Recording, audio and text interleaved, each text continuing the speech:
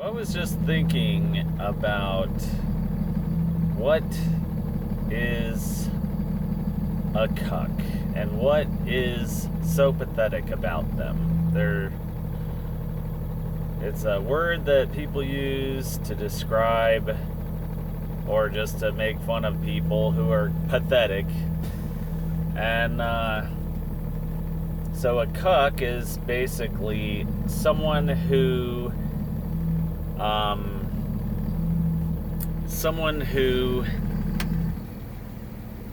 has no control over their life.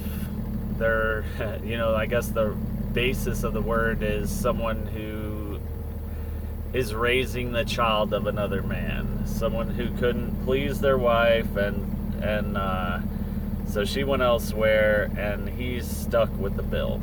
And he accepts that. That's the pathetic part. But there is something honorable about that in a way that he'll take care of a child that he knows is not his, and give that child opportunities that he wouldn't have otherwise had, probably. Like my stepdad. He wasn't a good guy, but he kept me from starving to death. And there's just something honorable about that, because he didn't have to do it, and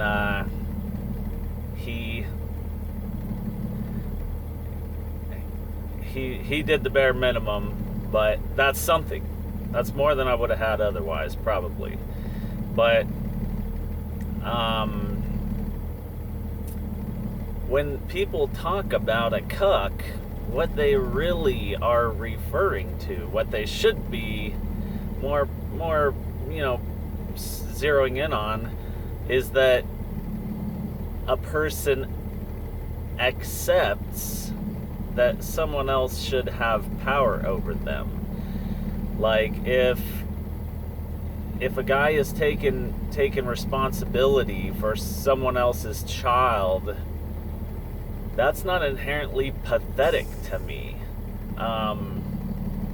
It's pathetic that, I guess, the part that, not that maybe he couldn't satisfy his wife, but maybe that he just didn't know how. Maybe he just didn't put out the effort. That's bad. But it's not the worst thing in the world. The worst thing in the world is when somebody subverts their own will to the will of someone else. Someone who says, okay, this man is my superior and I'm going to bow down to whatever he says. Not only does he have the power to force me to do things against my will, but he should have the power. That's correct. That his proper, a man who accepts that his proper role in life is to do the will of another man. That is the most pathetic thing that I could ever imagine. A man who doesn't have power, a prisoner, or somebody who's being held at gunpoint. You don't have the power to overcome your current circumstances, and if you submit to that out of self-preservation, that is not incredibly, there's nothing wrong with that.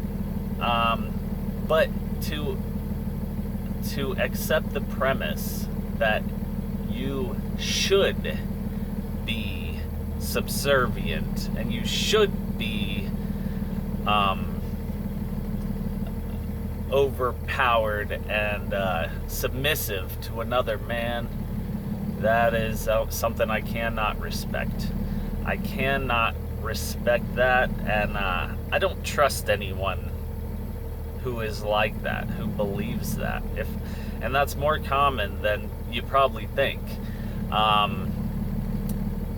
Those people are not trustworthy. You will not be able to depend on them because their will is not their own. They're not going. If someone else in who they perceive to have authority over them tells them to betray you, guess who's gonna win? It's not you. You're secondary to that higher power. So this is a point that I rarely see made from even anarchists, who anarchists basically they don't get their belief system from any outer source. They build it for themselves from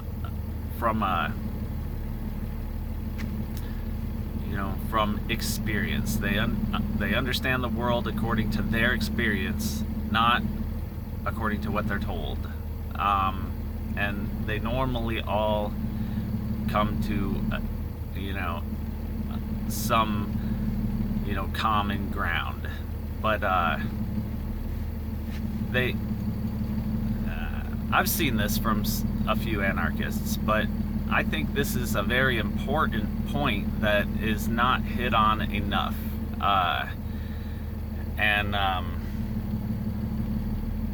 It's not. I think Larkin Rose points it out very well. But in fact, I'll put a link to a great video or two from him in the comments. But he's probably the best at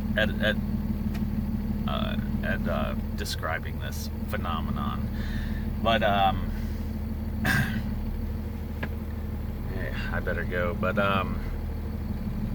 yeah, that's the that's the most pathetic thing in the world, is a statist, a person who believes that they should be dominated by other men.